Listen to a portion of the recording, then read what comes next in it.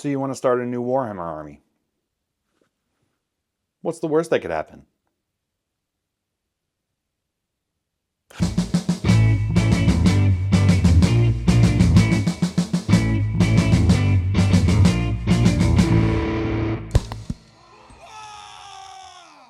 Welcome, ladies and gentlemen, to another Glacial Geek video. I'm Phil, the Glacial Geek, and today I want to talk about something that, everyone who is in Wargaming has to face at some point, and that's starting a new army. It doesn't matter what game it's for, Warhammer 40k, Infinity, any of them. Any game that you want in there, any of the indie games, model agnostic, model specific, it doesn't matter. You always have to start somewhere. And when you're starting, there's always that question of, it seems unattainable to get to the point where you have a fully functioning army that you can play games with your friends or in the game store or at tournaments. Anything along that spectrum that you want to do, it always feels very intimidating to start on these kind of projects because you're starting from a base of very little knowledge as to what it is that's going to happen and what you want to do with it. And everyone faces that at some point. Everyone has a first army, everyone has a first game, everyone has a first thing that they do when they become a wargamer. So it doesn't matter if they have every single faction in the game that they play, every single model that was put out for that faction, they've got 3 of each of them. It doesn't matter what it is. They had to start somewhere and they had to get into the hobby somehow. So if you are just starting out, or if you've been playing a game and you're looking to expand what you have, you are going to be facing something that literally everyone else faces as well, and it can be intimidating, but I'm here to tell you that it doesn't have to be just an unsurmountable experience. So the first thing you need to do is figure out what game it is that you want to play. So whether it's Warhammer 40k, whether it's Age of Sigmar, whether it's Infinity, whether it's a smaller game like Frostgrave, or any of the independent games like Death Wizards from Snarling Badger Studios, any of those games that you want to try out, figure out the game that you want to play, that you have a friend that's also interested in it, or if it's just for you and you're just interested in playing this game, figure out the game that you want to do. That's the first step, because there's a lot of them out there. And there's a lot of games out there that will they'll scratch whatever itch that you have for it. So if you're in the mood for sci-fi, if you're in the mood for fantasy, if you're in the mood for larger games, if you're in the mood for smaller games, if you want independent kind of like ongoing narrative kind of games, if you want one-off games that can just be played in an afternoon or in an evening, figure out the game that you want to play. And like I said, there's games across that whole spectrum. Are you looking for cyberpunk? Maybe you want to do something like Infinity. If you're looking for like a grim, dark future, look for, Warhammer 40k. If you're looking for fantasy level stuff, maybe you're a big fan of Lord of the Rings. You can play Middle-earth strategy battle game. Or you can do fantasy like Age of Sigmar. You can do Conquest. Find the thing that draws you, that you find that you are interested in. Do you find yourself watching fantasy games and reading fantasy novels? Then do something with fantasy, because the easiest way to get into something is to follow the path of least resistance and follow the path of most joy. So if you find joy in the far future, go do something like that. Are you a big Star Wars fan? Try Flashpoint, try, Legions, whatever it is that you want to do. Find the game that is going to work with what you want to do, and it's going to spark that joy, because that is going to be the game that you are most likely to be pursuing. So if you really like fantasy stuff and you start into something like Warhammer 40k, it's going to be hard. You're already putting obstacles in your way to the success of you finding the joy in this hobby. So now we have a game. We figured out the game that we want to play.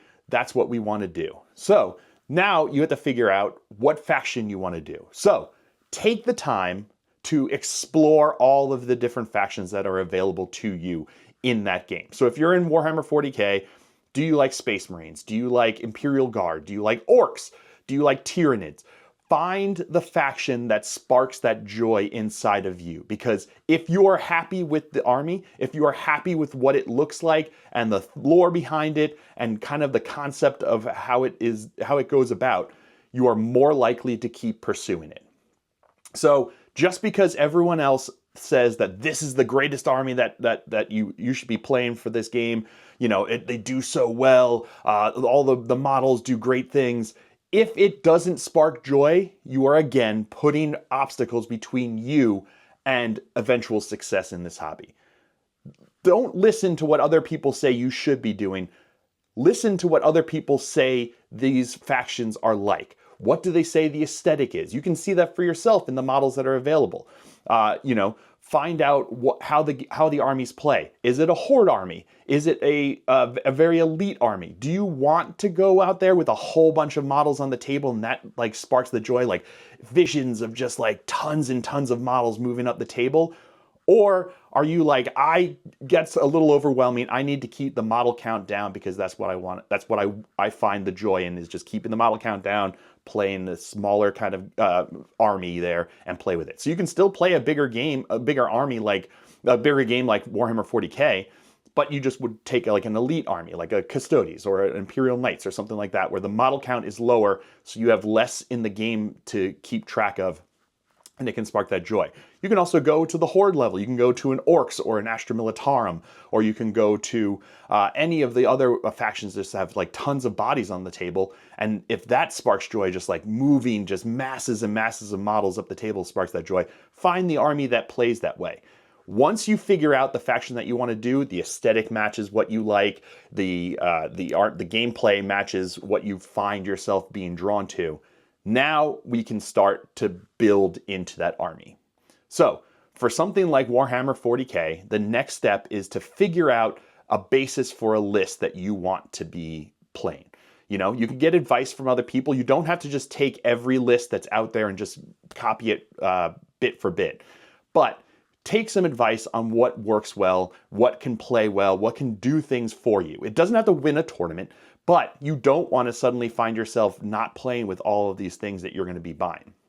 So find out the basis for what works in the army, what can be useful to have on the army, and what's the coolest models that you really want to play with. Because at the end of the day, the cooler models, the ones that you want to play with, they're the ones that are going to be on the table. They're the ones that are going to get painted. They're built and painted. They're the ones that are going to keep you going in this hobby. So you don't have to listen to everyone else on what specific list you need. You just have to get an idea of how you want to start this. And then start small. Make yourself a list that's about 500 points, 1,000 points, whatever, a smaller level for that game system. Find that list and then get it. You know, there are a lot of options out there. There's a lot of starter armies out there that they have that come packaged. You have a lot of 2-player starters so that you have 2 different factions so you can get another friend in with you, or have a friend buy in with you so that you both have the factions that you can build with if that works for you. It also is an easy way to get the rule books and stuff like that. But a lot of the games out there have like the points value build up are available online. Especially Warhammer 40K has the Munitorum Field Manual that's available for free to download. So you can get an idea of how to build up this first level of list. You know, previously in a game like Warhammer 40,000, there was the age-old thing where you have your HQ and you have your 2 troop choices, and then you can start going from there. But now that's a little less so now. You really do need an HQ. You need your warlord for your list, but the rest is really up to you, what you think is going to be fun to play with and what you think is going to be good. Do you like the aesthetic of Astra Militarum, but you don't want to have 1,000 bodies on the table? Maybe you make a bunch of tanks and play with a bunch of tanks, and you don't have to worry about the whole bunch of bodies that are on the table, and go from there. You don't have to make optimized lists. You don't have to make tournament winning meta lists. You just need to make something that you're going to find interesting to build, paint, and play with. So we now have our faction. We now have our game. We now have our faction that we want to do, and we've started to buy into the game.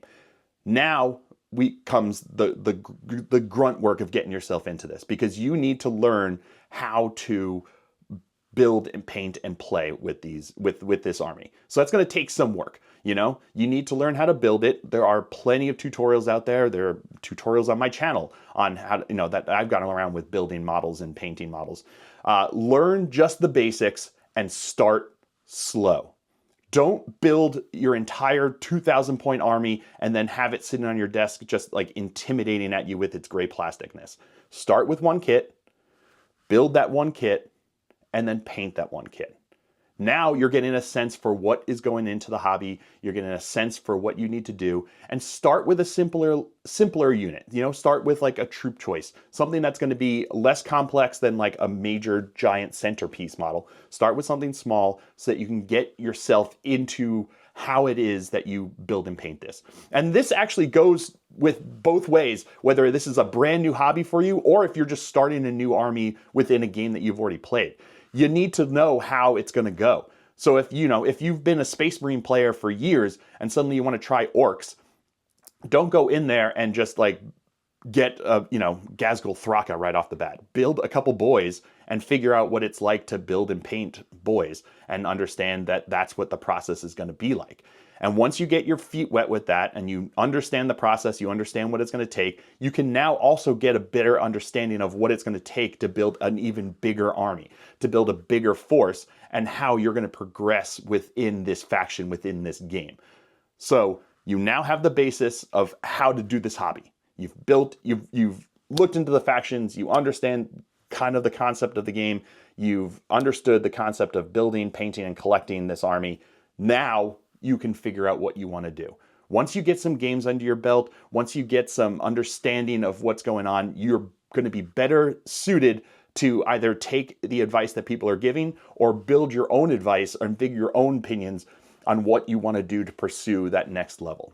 And there, it just becomes step by step that you just keep going, because very few people just like get a whole army right off the bat and then they're done. I mean, the points change in a lot of these games pretty fairly often.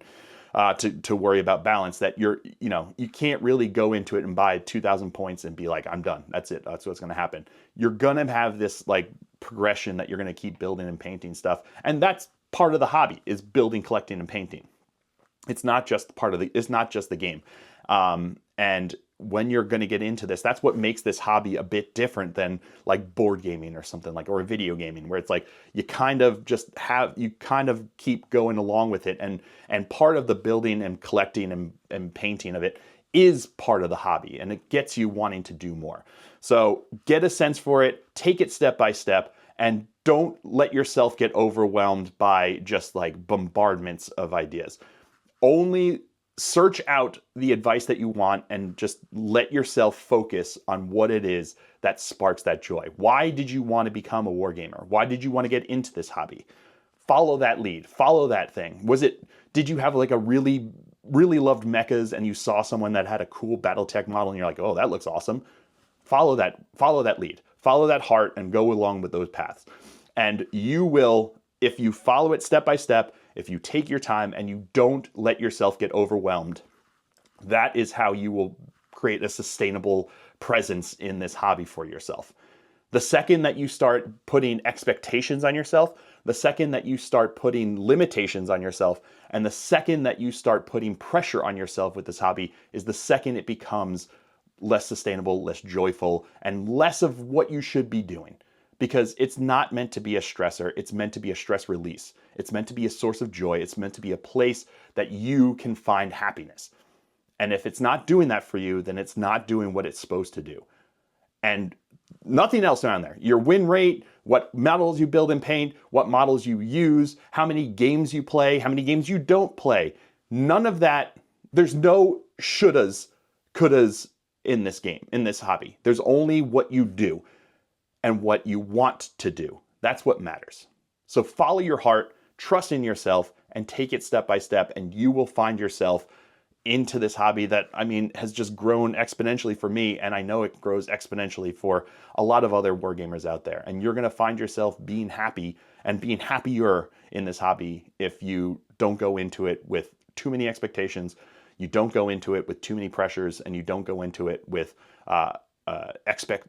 with thoughts of what it is that you should be doing, and just go into it with thoughts of what you want to do.